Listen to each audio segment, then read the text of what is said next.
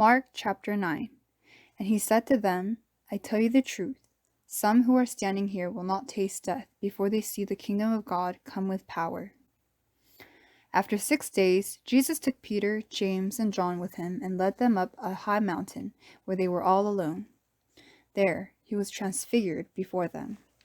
His clothes became dazzling white, whiter than anyone in the world could bleach them.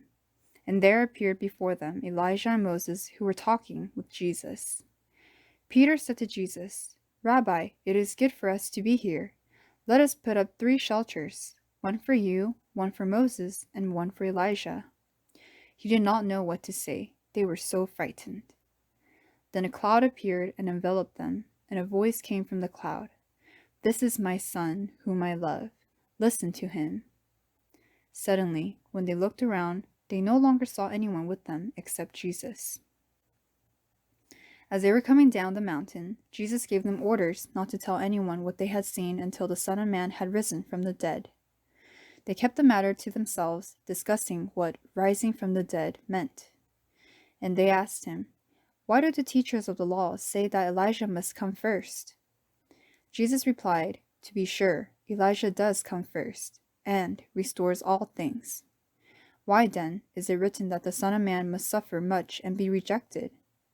But I tell you, Elijah has come, and they have done to him everything they wished, just as it is written about him.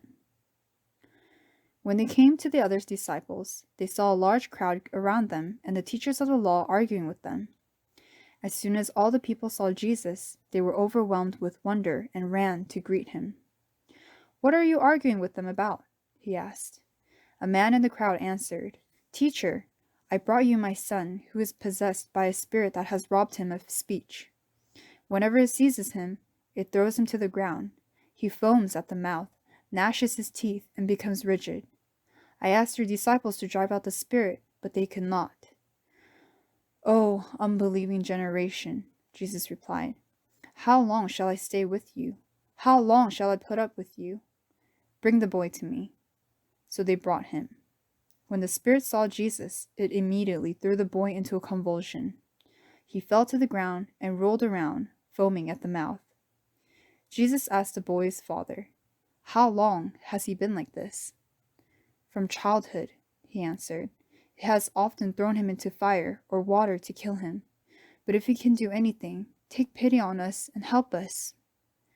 If he can, said Jesus, everything is possible for him who believes. Immediately, the boy's father exclaimed, I do believe. Help me overcome my unbelief.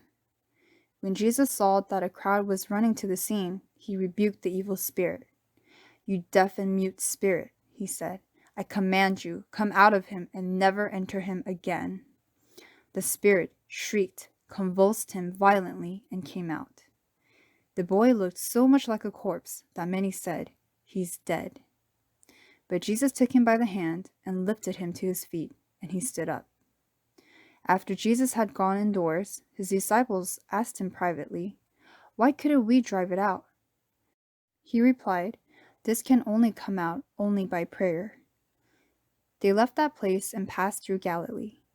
Jesus did not want anyone to know where they were, because he was teaching his disciples. He said to them, The Son of Man is going to be betrayed into the hands of men. They will kill him, and after 3 days he will rise. But they did not understand what he meant and were afraid to ask him about it. They came to Capernaum. When he was in the house, he asked them, What were you arguing about on the road? But they kept quiet because on the way they had argued about who was the greatest. Sitting down, Jesus called the 12 and said, If anyone wants to be first, he must be the very last and the servant of all. He took a little child and had him stand among them. Taking him in his arms, he said to them, Whoever welcomes one of these little children in my name welcomes me, and whoever welcomes me does not welcome me, but the one who sent me. Teacher, said John, we saw a man driving out demons in your name, and we told him to stop, because he was not one of us. Do not stop him, Jesus said. No one who does a miracle in my name can in the next moment say anything bad about me, for whoever is not against us is for us. I tell you the truth. Anyone who gives you a cup of water in my name, because you belong to Christ, will certainly not lose his reward. And if anyone causes one of these little ones who believe in me to sin, it would be better for him to be thrown into the sea with a large millstone tied around his neck. If your hand causes you to sin, cut it off. It is better for you to enter life maimed than with 2 hands to go into hell, where the fire never goes out. And if your foot causes you to sin, cut it off. It is better for you to enter life crippled than to have 2 feet and be thrown into hell. And if your eye causes you to sin, pluck it out. It is better for you to enter the kingdom of God with 1 eye than to have 2 eyes and be thrown into hell, where their worm does not die and the fire is not quenched. Everyone will be salted with fire. Salt is good, but if it loses its saltiness, how can you make it salty again? Have salt in yourselves and be at peace with each other.